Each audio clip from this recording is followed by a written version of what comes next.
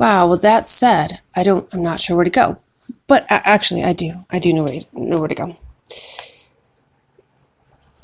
Why? Okay. So why? Why is a good question to ask. Why do I do this? I can tell you why without telling you the details of what.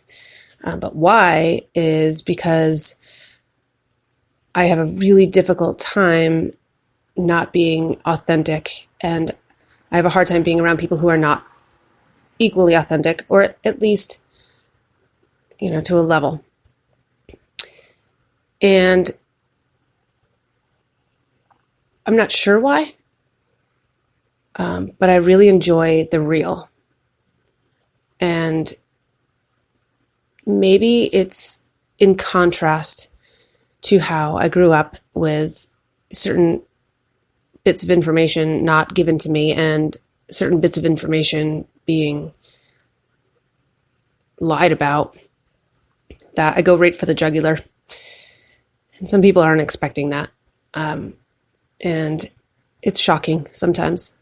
I mean, I'm not hurting anybody, but I reveal right away who I am, right immediately upon meeting someone, not in a weird oversharing way, but I make quick effort to humanize myself. If I am running around under a title of sorts, I make sure that my authority is still intact, but my humanity is at the forefront.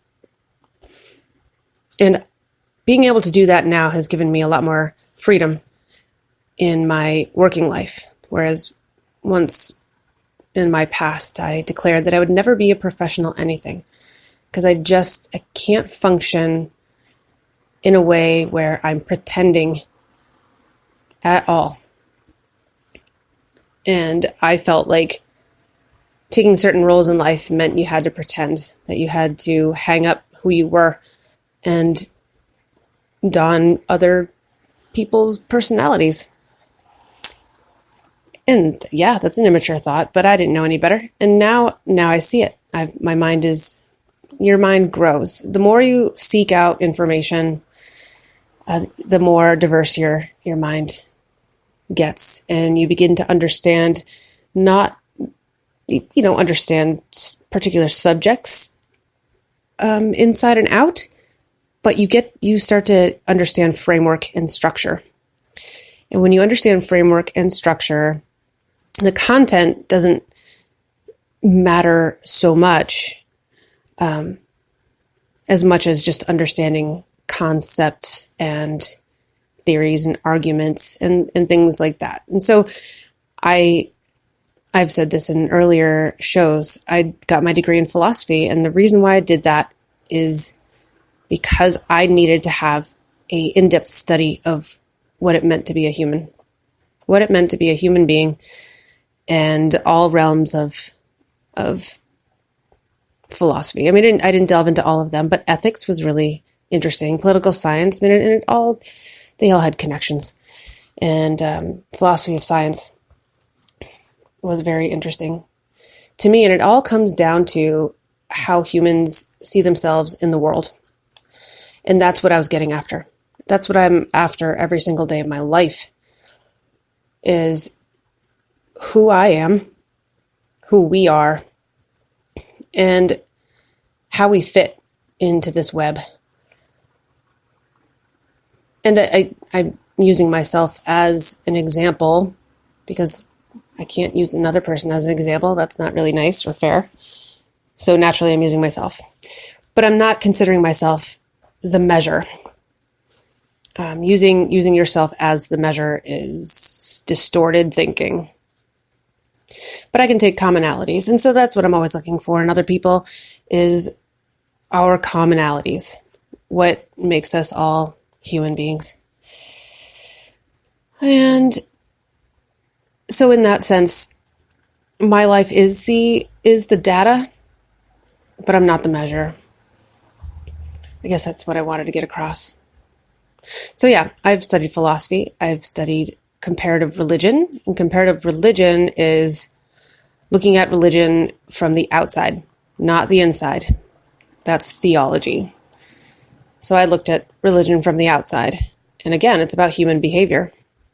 It's about human endeavor and humans' drive to know. Even if that knowledge is false, there's still that drive to know. And I can see that in all pursuits. And again, that's the framework. Or the equation, you know what I mean. The content, be it if you lay philosophy or science or religion upon the same framework of that pursuit of knowledge, then you can see the commonalities in all three of them. And once upon a time, they were one and the same. Same thing with politics. Same sort of thing. It's how the human envisions themselves in the world. And many of these ways of thinking are distorted and ugly and awful.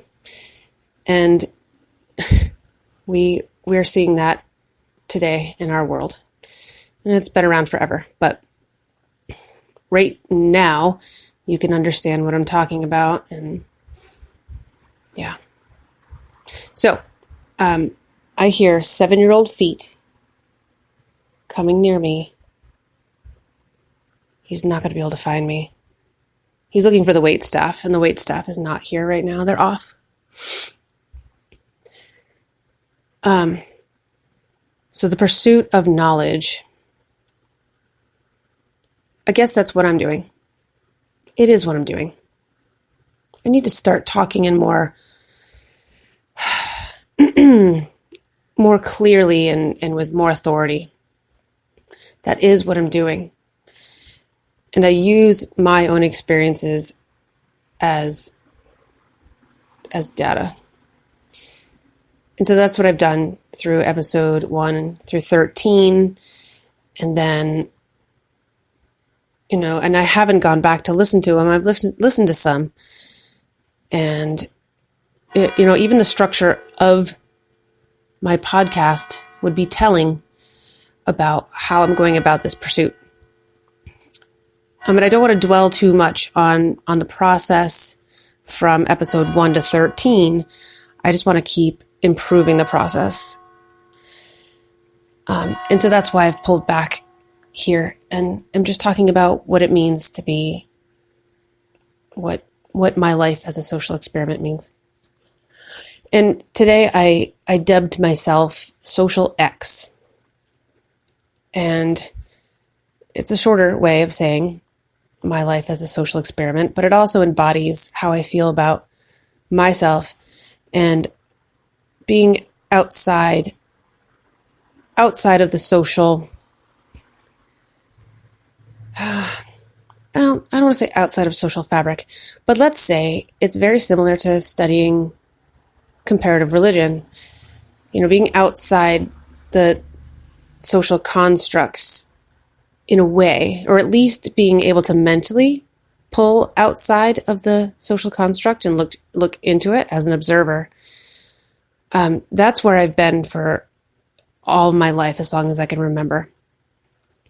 Not like, Luna Lovegood, the kind of fringy, nutty type of character, like not so much that, but I'm the kind of person who likes to go on the inside, go dead center, and then expose myself in a way that, brings the human element back in and allows other people to be human as well. So kind of like breaking the constructs or just shaking up the I don't know. Trying to think of a situation that I've recently done that in, and I get nervous. I get real jumpy in fancy places and hotels and stuff. And in serious meetings and board retreats, that was one. I couldn't even go. I couldn't even go because I had to present myself and who I was. And that assignment completely, because I had to talk about my professional accomplishments, and work through them in a systematic order or in order. And it took so much of who I was and set it aside that I couldn't do it. Without my personality and that ability to connect with a person who I have eye contact with, I can't do it. And so others have the opposite fear of making eye contact and having someone engage with them. But I fear the disengagement. And that probably speaks loud and clear about my past and, being ignored and forgotten and things like that. And I accept it as such now. So where am I going with this? I guess I'm almost 27 minutes in. I'm going to keep it short. And I tend to cut things short instead of keep it short. I cut it off and don't summarize very well. But I can hear my children stirring and my brain is starting to float. I guess what you need to know about SocialEx is that the goal is to understand my humanity and who I am, and to find some peace and some empathy for my own failings and deficits. And in doing so, find the ability to, and I already do this, so it's not finding the ability. I've always done it. So I guess I'm just I'm figuring out why I do it. Why I need to connect, and to connect at a base level, at a human level. And at a base human level, that usually involves pain and struggle. And so that's where I connect with people. And I've been doing it for decades now. And I think that this way of understanding people, understanding them as flawed and hurt and trying, everyone is trying, that I can teach my kids to be empathetic and caring and find value in themselves and, as a result, in all of others. That's my goal. It's always been my goal. Now I'm just talking about it out loud. So I'll leave it there because I've got little people to take care of. So until next time,